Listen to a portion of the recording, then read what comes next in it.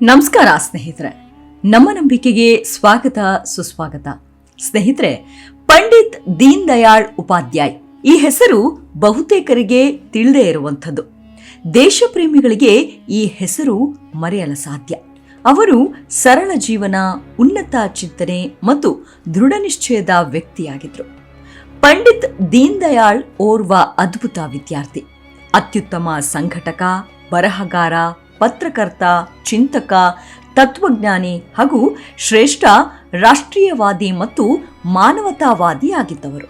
1937ರಲ್ಲಿ ರಾಷ್ಟ್ರೀಯ ಸ್ವಯಂ ಸೇವಕ ಸಂಘ ಅಂದ್ರೆ RSS ಸೇರಿ ಭಾರತದುದ್ದಗಲಕ್ಕೂ RSSನ ಪ್ರಚಾರಕರಾದರು.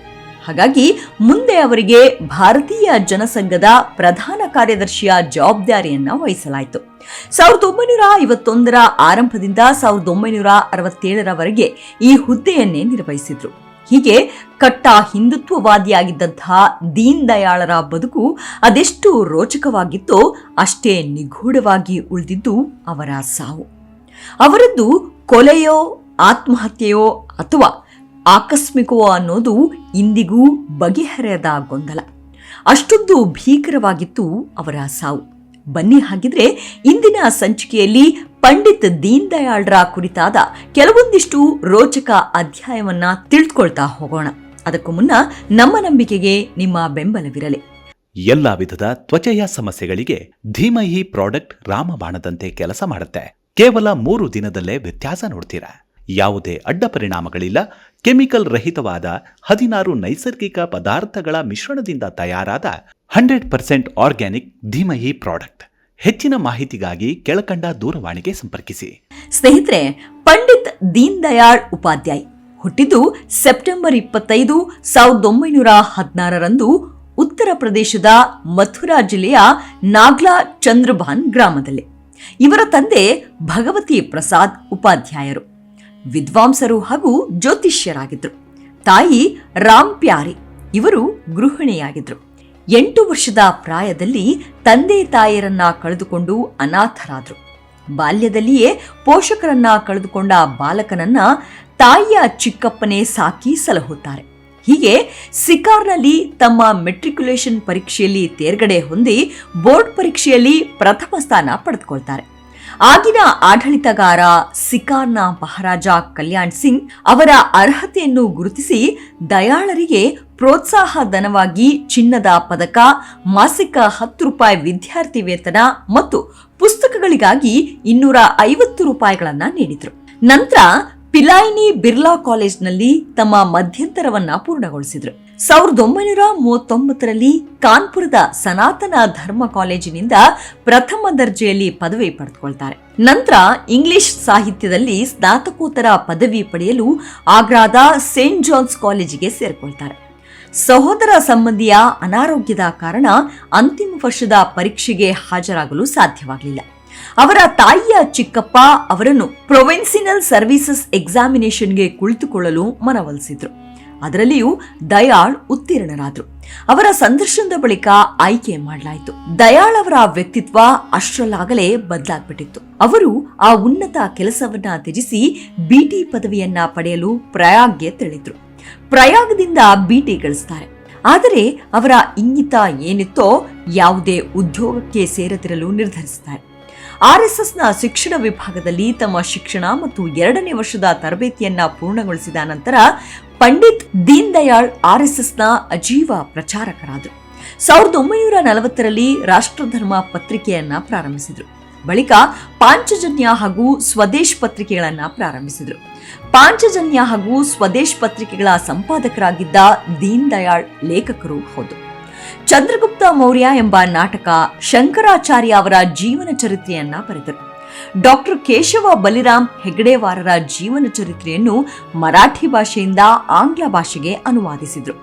ಇನ್ನು 1951ರಲ್ಲಿ ಡಾಕ್ಟರ್ ಶ್ಯಾಮ್ ಪ್ರಸಾದ್ ಮುಖರ್ಜಿ ಭಾರತೀಯ ಜನಸಂಘವನ್ನ ಸ್ಥಾಪಿಸಿದಾಗ ದೀನ್ ದಯಾಳ್ ಅದರ ಉತ್ತರ ಪ್ರದೇಶ ಶಾಖೆಯ ಮೊದಲ ಪ್ರಧಾನ ಕಾರ್ಯದರ್ಶಿಯಾಗಿದ್ದರು.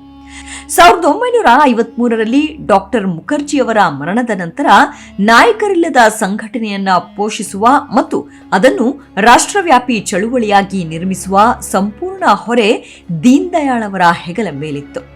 15 ವರ್ಷಗಳ ಕಾಲ ಅವರು ಸಂಘಟನೆಯ ಪ್ರಧಾನ ಕಾರ್ಯದರ್ಶಿಯಾಗಿ ಉಳಿದು ಅದನ್ನು ಹಂತ ಹಂತವಾಗಿ ಮುನ್ನೆಲೆಗೆ ತಂದರು. ಆದರ್ಶವಾದದಿಂದ ತುಂಬಿದ ಸಮರ್ಪಿತ ಕಾರ್ಯಕರ್ತರ ಗುಂಪನ್ನ ಬೆಳೆಸಿದರು ಮತ್ತು ಸಂಘಟನೆಯ ಸಂಪೂರ್ಣ ಸೈದ್ಧಾಂತಿಕ ಚೌಕಟ್ಟನ್ನು ಒದಗಿಸಿದರು.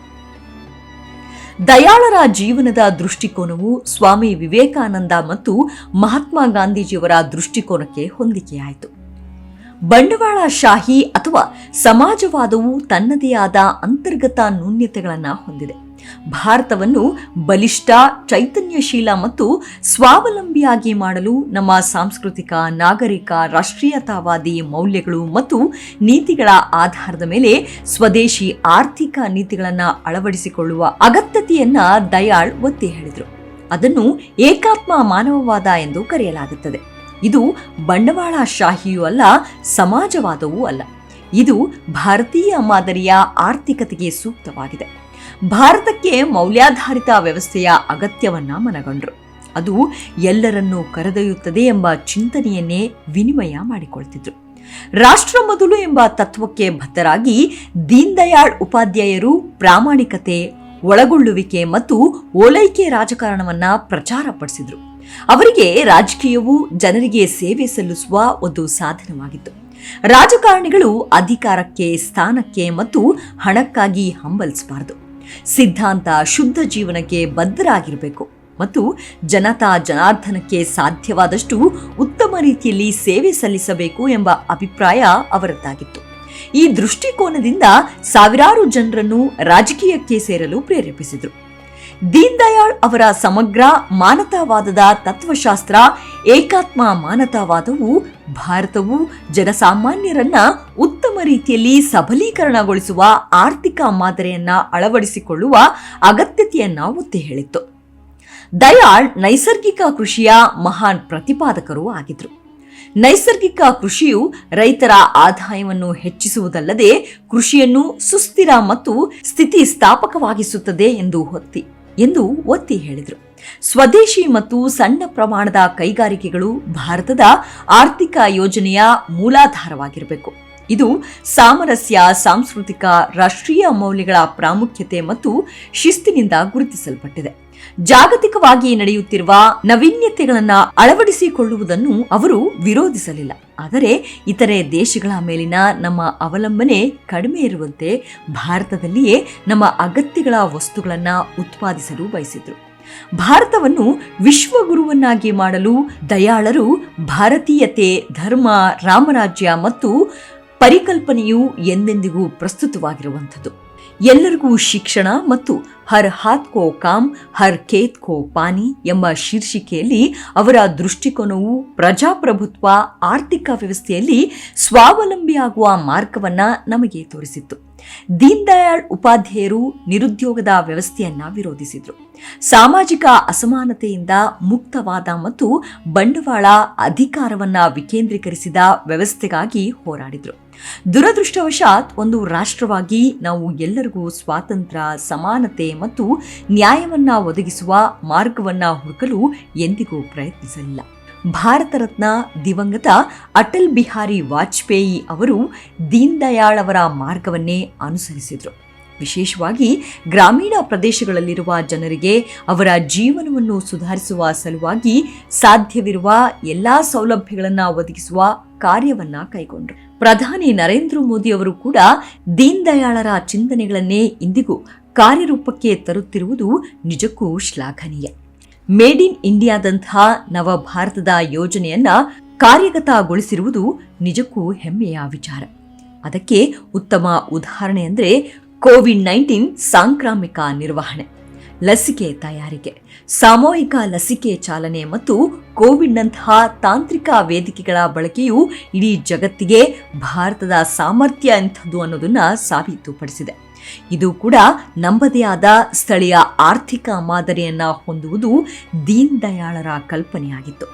ಕೇಂದ್ರ ಸರ್ಕಾರದ ದೀನ್ ದಯಾಳ್ ಅಂತ್ಯೋದಯ ಯೋಜನೆಯು ಕೌಶಲ್ಯ ಅಭಿವೃದ್ಧಿ ಮತ್ತು ಇತರೆ ವಿಧಾನಗಳ ಮೂಲಕ ಜೀವನೋಪಾಯದ ಅವಕಾಶಗಳನ್ನು ಹೆಚ್ಚಿಸುವ ಮೂಲಕ ನಗರ ಮತ್ತು ಗ್ರಾಮೀಣ ಪ್ರದೇಶದ ಬಡವರನ್ನ ಉನ್ನತೀಕರಿಸುವ ಗುರಿಯನ್ನು ಹೊಂದಿರುವ ಒಂದು ವ್ಯಾಪಕ ಯೋಜನೆಯಾಗಿದೆ.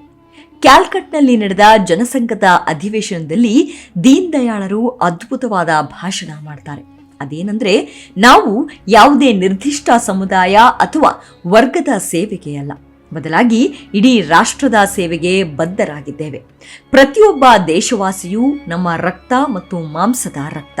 ಅವರಲ್ಲಿ ಪ್ರತಿಯೊಬ್ಬರಿಗೂ ಅವರು ಭಾರತ ಮಾತೆಯ ಮಕ್ಕಳು ಎಂಬ ಹೆಮ್ಮೆಯ ಭಾವನೆಯನ್ನ ನೀಡಲು ಸಾಧ್ಯವಾಗುವವರೆಗೂ ನಾವು ವಿಶ್ರಮಿಸುವುದಿಲ್ಲ ಎಂದಿದ್ರು.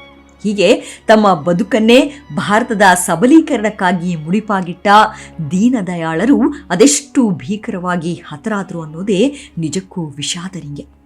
ಭಾರತೀಯ ಜನಸಂಘದ ರಾಷ್ಟ್ರೀಯ ಅಧ್ಯಕ್ಷರಾಗಿ ಕಾರ್ಯನಿರ್ವಹಿಸ್ತಾ ಇದ್ದ ಉಪಾಧ್ಯಾಯರು ಫೆಬ್ರವರಿ 10, 1968ರಂದು ಲಕ್ನೋಯಿಂದ ಪಾಟ್ನಾಗೆ ತೆರಳಲು ಸಿಯಾಲ್ದ್ ಎಕ್ಸ್ಪ್ರೆಸ್ ರೈಲನ್ನು ಹತ್ತಿದ್ರು. ಫೆಬ್ರವರಿ 11, 1968ರ ಮುಂಜಾನೆ 2:11 ಹೊತ್ತಿಗೆ ಮೊಘಲ್ ಸಾರಾಯ್ ರೈಲ್ವೆ ನಿಲ್ದಾಣವನ್ನು ರೈಲು ತಲುಪಿದಾಗ ದೀನ್ ದಯಾಳರು ಪತ್ತೆಯಾಗಲಿಲ್ಲ. ಆದರೆ ರೈಲು ನಿಲ್ದಾಣದ ಹತ್ತಿರದಲ್ಲಿ ದೀನ್ ದಯಾಳರ ಪಾರ್ಥಿವ ಶರೀರವು ಪತ್ತೆಯಾಯಿತು. ನಂತರ ಇವರ ಸಾವಿನ ಕುರಿತಾಗಿ ನಾನಾ ಊಹಾಪೋಹಗಳು ಹರಿದಾಡ್ತಾ ಇದ್ವು. ಆಗಿನ ಸರ್ಕಾರ ಈ ಪ್ರಕರಣವನ್ನ ಸಿಬಿಐಗೆ ವರ್ಗಾಯಿಸಿತ್ತು. ಸಿಬಿಐ ತನಿಖೆಯ ಪ್ರಕಾರ ಡಕಾಯಿತರ ತಂಡವೊಂದು ದೀನ್ ದಯಾಳರ ಮೇಲೆ ಆಕ್ರಮಣವನ್ನ ಮಾಡಿ ಅವರನ್ನು ರೈಲಿನಿಂದ ಕೆಳತಳ್ಳಿ ಹತ್ಯೆ ಮಾಡಿತ್ತು. ಈ ಕೇಸ್ನಲ್ಲಿ ಭರತ್ ಲಾಲ್ ಮತ್ತು ರಾಮ್ ಅವಧ್ ಎನ್ನುವ ಇಬ್ಬರನ್ನ ಬಂಧಿಸಿತ್ತು. ಆದರೆ ಸಾಕ್ಷ್ಯಾಧಾರಗಳ ಕೊರತೆಯ ಕಾರಣದಿಂದ ಇಬ್ಬರು ಕೂಡ ಬಂಧಮುಕ್ತರಾದರು. ಇಂದಿಗೂ ಓರ್ವ ಸಮರ್ಥ ನಾಯಕ ಇದ್ದಕ್ಕಿದ್ದಂತೆ ಕಣ್ಮರೆಯಾಗಿದ್ದು ನಿಜಕ್ಕೂ ದುರಂತ ಅಧ್ಯಾಯಗಳಲ್ಲೊಂದು. ಸೆಪ್ಟೆಂಬರ್ 25, 2014 ದೀನ್ ದಯಾಳ್ ಉಪಾಧ್ಯಾಯ ಅವರ ಜನ್ಮದಿನದಂದು ಭಾರತದಾದ್ಯಂತ ಮೇಕ್ ಇನ್ ಇಂಡಿಯಾ ಅಭಿಯಾನವನ್ನ ಪ್ರಾರಂಭಿಸಿದ ಕೀರ್ತಿ ನರೇಂದ್ರ ಮೋದಿ ಅವರಿಗೆ ಸಲ್ಲುತ್ತೆ. ಇವಿಷ್ಟು ದೀನ್ ದಯಾಳ್ ಅವರ ಕುರಿತಾದ ಸಣ್ಣದಾದ ಮಾಹಿತಿ. ಮುಂದಿನ ಸಂಚಿಕೆಯಲ್ಲಿ ಸಿಗೋಣ. ಅಲ್ಲಿಯವರೆಗೂ ನಿಮ್ಮ ಆರೋಗ್ಯದ ಕಡೆ ಗಮನವಿರಲಿ. Take care. ನಮಸ್ಕಾರ.